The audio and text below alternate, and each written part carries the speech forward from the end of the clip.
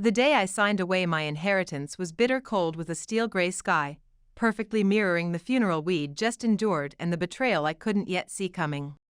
My brother Nathan towered over me in the Westbrook Technologies boardroom, his designer suit impeccably tailored, his Rolex gleaming as he watched me grip the Mont Blanc pen with trembling fingers. "It's just a standard transfer of shares, Olivia," he said with practiced smoothness, that familiar condescending smile playing at his lips. "Dad wanted the transition to be seamless after he was gone. You remember how strongly he felt about family conflicts getting in the way of business." I did remember. Our father, Frederick Westbrook, had built Westbrook Technologies from nothing but ambition and brilliant ideas, transforming it into a billion-dollar tech empire through relentless innovation. He'd repeatedly warned us that family infighting could destroy everything he'd created. My hand suspended over the signature line as my stomach twisted with uncertainty. I really should have my attorney review these documents first. Nathan's smile tightened at the edges, his jaw tensing slightly. "Seriously, Liv? We literally just buried Dad a week ago. Do you honestly want to drag lawyers into this now? Trust me, this is exactly what he wanted. Trust me." Those two words had been Nathan's mantra our entire lives. Trust me to convince Mom and Dad who actually broke the priceless vase. Trust me to explain why their credit cards were maxed out. Trust me to run the family business while you focus on your little art gallery dreams. I was 32 years old with a fine arts degree and my own gallery, yet I still couldn't stand up to my Harvard MBA brother while the board members watched with barely concealed judgment. I signed my name with Dad's fountain pen, my heart pounding against my ribs. The moment the pen left the paper, Nathan snatched up the contract, his mask of brotherly concern evaporating into thin air. "Finally." His voice rang with triumph as he guided me toward the executive elevator. "God, you're still as gullible as ever, Olivia. Some character flaws never change, do they?" "What are you talking about?" My confusion morphed into a crawling dread as the elevator carried us to the top floor. He was already sliding the contract into his Italian leather briefcase, practically buzzing with barely contained glee. Leading me into the corner office with floor-to-ceiling windows overlooking Manhattan, he popped open a bottle of champagne. "Did you even bother to read what you just signed? You've surrendered everything, your shares in the company, your claim to any family assets, even Dad's estate. It's all legally mine now." The New York skyline seemed to tilt and blur as his words pierced through me. "That's impossible. Dad would never." "Dad is dead," Nathan interrupted, his voice cutting like glass as he poured himself champagne.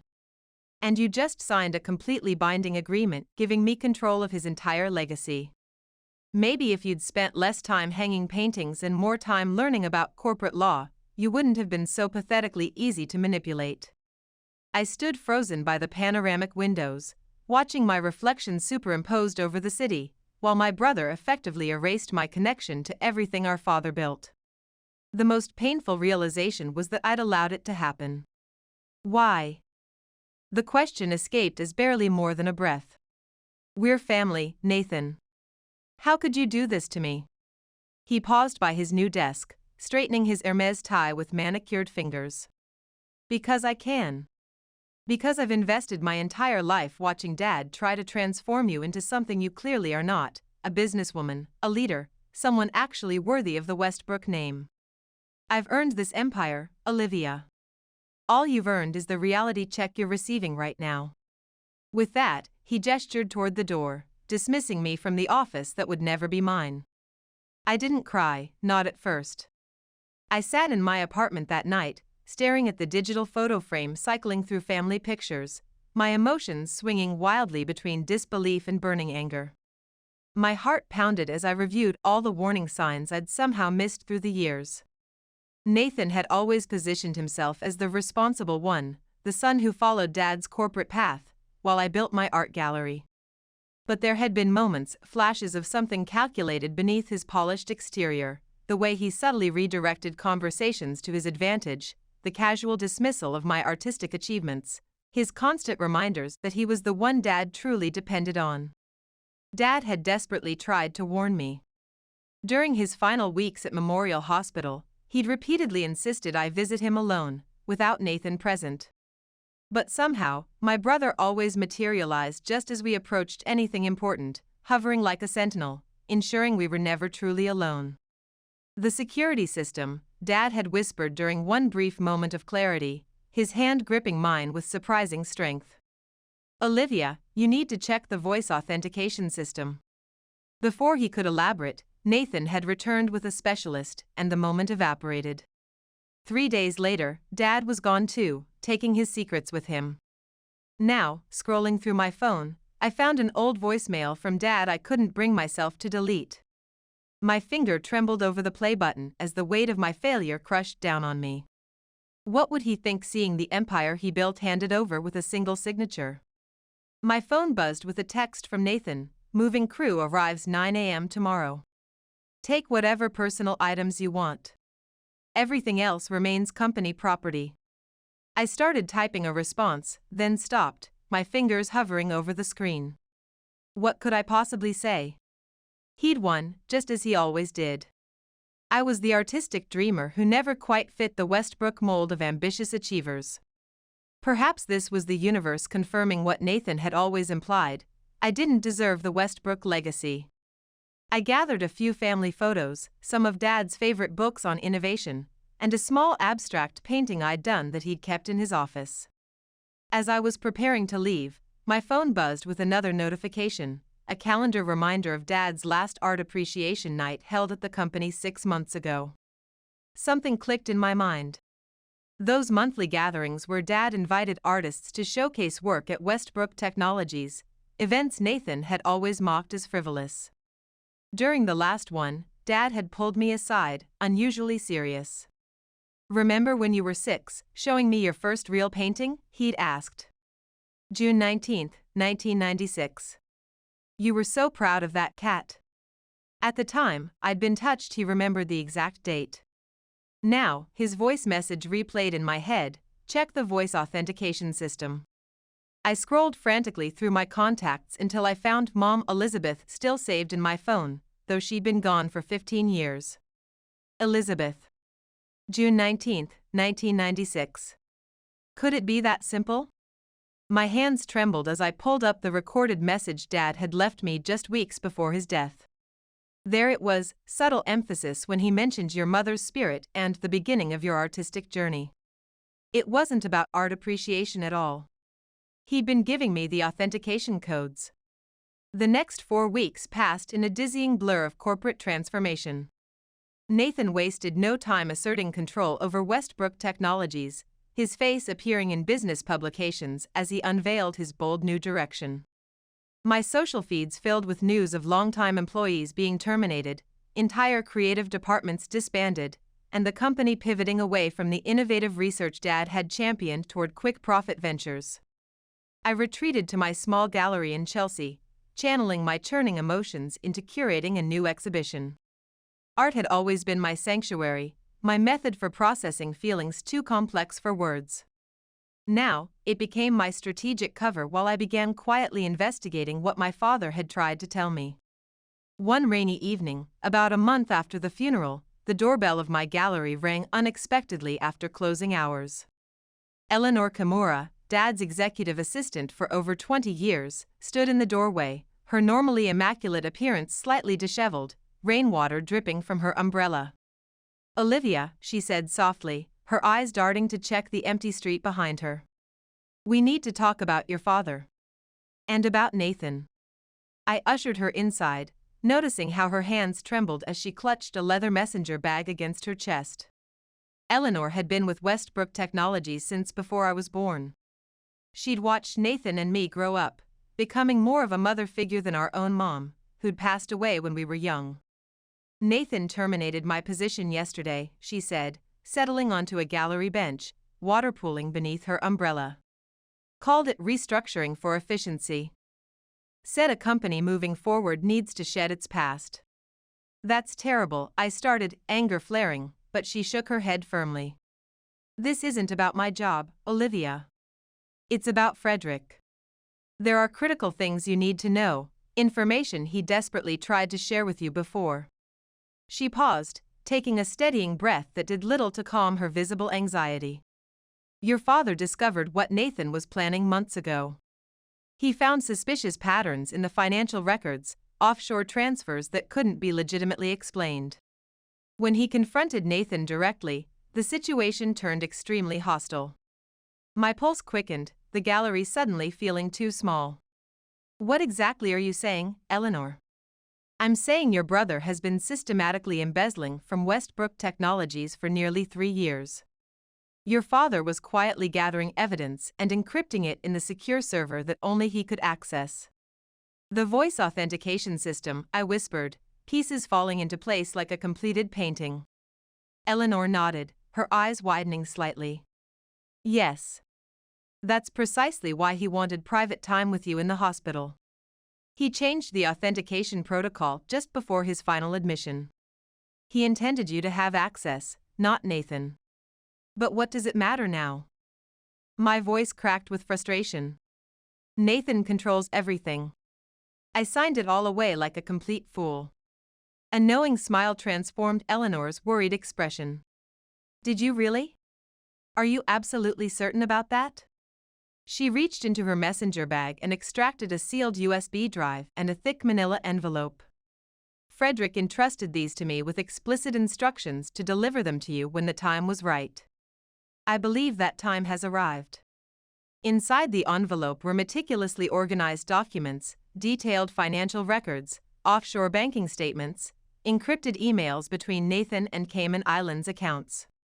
But most significantly, there was a handwritten letter from Dad, dated just 11 days before his death. My dearest Olivia, it began in Dad's distinctive handwriting.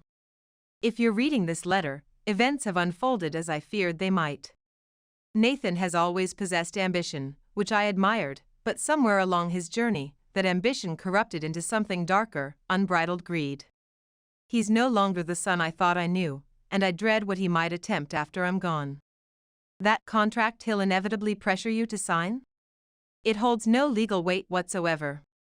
I've already filed my official will with 3 separate law firms, including Goldstein Partners.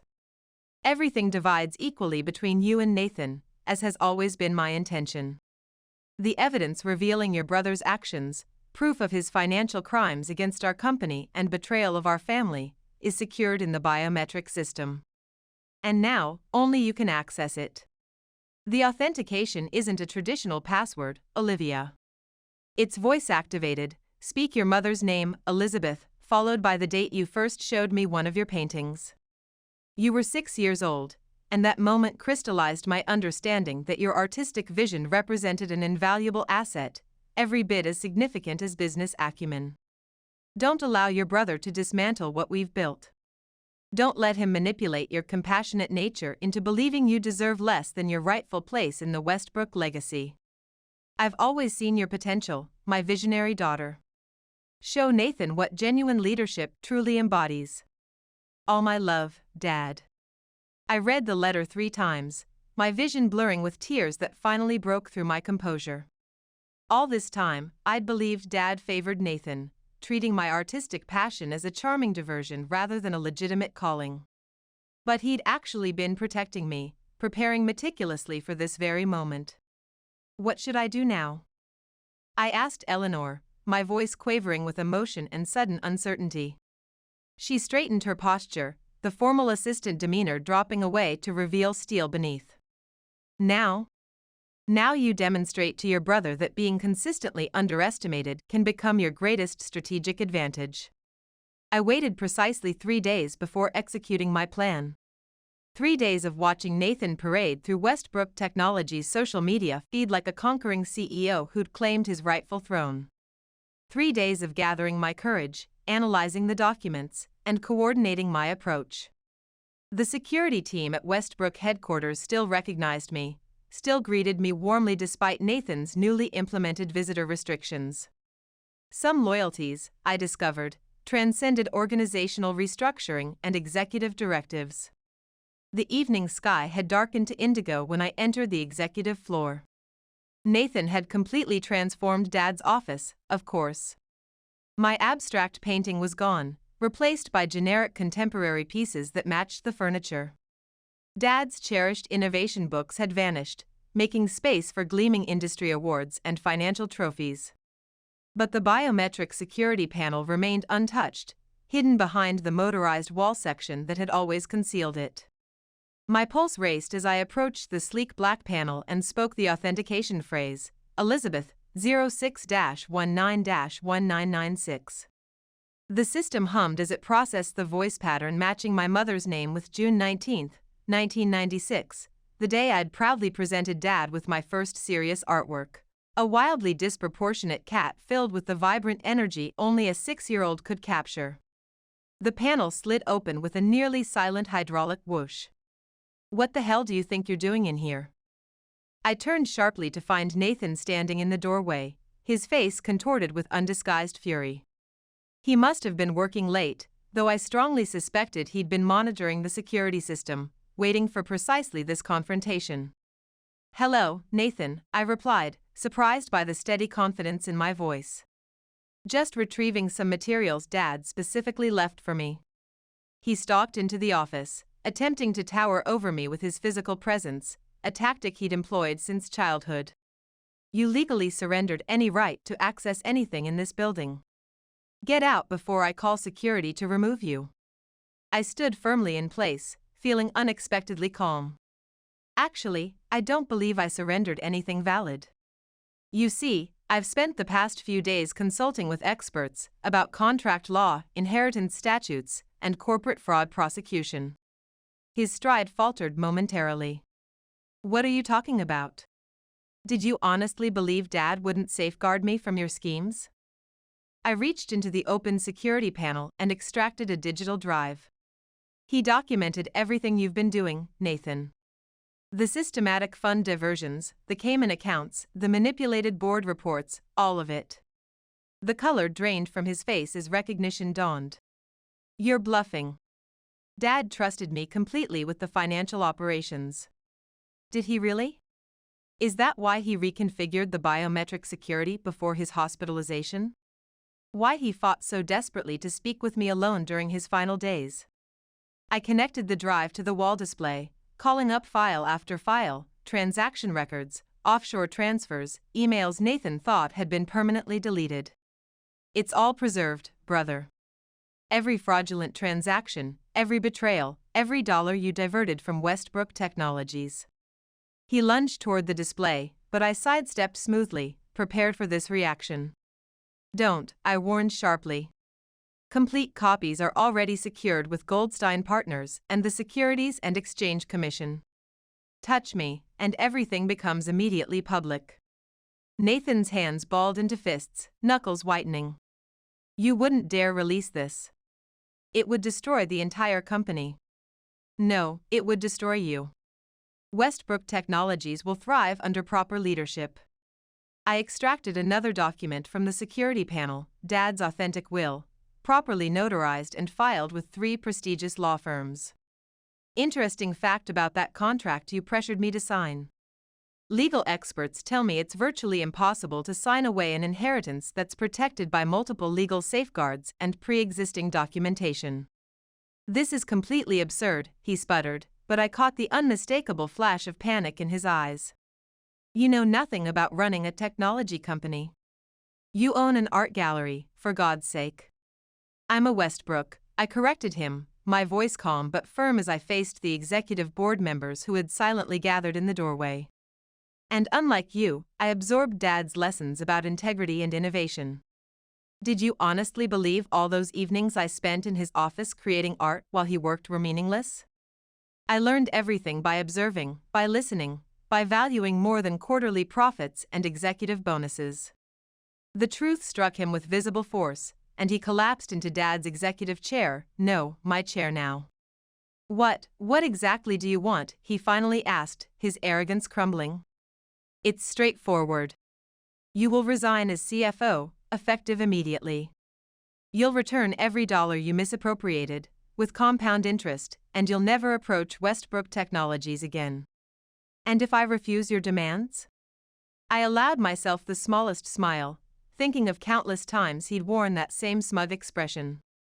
Then I allow the SEC to handle the situation through formal channels. I imagine they'll find these offshore transactions particularly interesting given current enforcement priorities." He stared at me for a prolonged moment, and I witnessed something I'd never before seen in my brother's eyes, a grudging respect, edged with unmistakable fear. "When did you become so strategic?" he finally asked. "I've always been strategic, Nathan. I simply expressed it through artistic composition rather than spreadsheets." "But you never bothered examining my work closely, did you? Never recognized how each brushstroke was deliberately planned, how every color represented a calculated decision. You chose to see only what reinforced your assumptions, a dreamy younger sister who could be easily manipulated." I gathered the evidence, securing everything safely. "You have until 9 a.m. tomorrow to draft your resignation statement. After that deadline, everything becomes public record." As I turned toward the door, he called out, his voice uncharacteristically vulnerable, "Olivia, did Dad really change the security authentication to your childhood painting date?" I paused in the doorway, surrounded by attentive board members. "He did. Because he understood you'd never remember it. You never considered art important enough to warrant your attention." The following weeks brought whirlwind transformation. Nathan resigned, citing personal priorities and entrepreneurial aspirations. The misappropriated funds were quietly restored. The board, after reviewing Dad's legitimate will and the circumstances surrounding Nathan's abrupt departure, voted unanimously to appoint me as CEO. The transition wasn't smooth. Whispers circulated, doubts persisted, concerns mounted about an art gallery owner suddenly helming a major technology corporation. But I possessed something Nathan never truly understood: Dad's comprehensive vision for what Westbrook Technologies could achieve. Under my leadership, we reinstated the innovative research initiatives Dad had championed. I rehired the talented employees Nathan had terminated, including Eleanor, who became my chief operations officer. The executive office returned to the inspiring space I remembered, filled with books on innovation, creativity, and yes, my abstract painting reclaiming its rightful place on the wall. 8 months after assuming leadership, I received an unexpected postcard from Nathan. He was in Berlin, he explained, rediscovering himself. The message contained a jumble of apologies, justifications, and excuses, but one paragraph resonated deeply. "You were absolutely right about artistic vision. I finally studied, truly studied, that abstract piece you created of Dad that used to hang in his office. There's far more complexity and depth than I ever acknowledged. Beyond mere colors and composition, I now see the strategic thinking, the careful planning, the bold vision, precisely the elements that drive successful innovation. I should have recognized this connection years ago." I framed his postcard next to Dad's letter in my office, twin reminders that appearances often conceal deeper truths. The impractical artist had become a visionary CEO. The perfect heir had become a cautionary example of ambition without ethics. During last week's quarterly board meeting, one of our new venture capitalists asked if I found the transition challenging, moving from gallery owner to tech executive. I surveyed the room filled with our newest innovations, the merged reality displays, the accessibility interfaces changing lives, the sustainable technologies preserving our shared future, and felt a genuine smile spread across my face. "I never truly transitioned," I replied. "I simply discovered a larger canvas for my vision." That evening, sitting at my desk, Dad's desk now become mine, I glanced at the biometric security panel still embedded in the wall. The authentication remained unchanged, my mother's name and the date of my first childhood painting. A powerful reminder that often the most valuable inheritance isn't measured in stock options or real estate, but in the wisdom our parents struggle to impart. Nathan had viewed the Westbrook legacy as a prize to be captured. I understood it as a living creation to be nurtured and developed, like an installation piece that's never truly complete, continuously evolving with each thoughtful addition. Dad had recognized this fundamental difference between us. He understood that genuine leadership isn't about domination or control, it's about vision, patience, and the courage to create something meaningful that outlasts yourself. He safeguarded me not out of concern for weakness, but because he recognized in me the same innovative spirit that had inspired him to build Westbrook Technologies originally.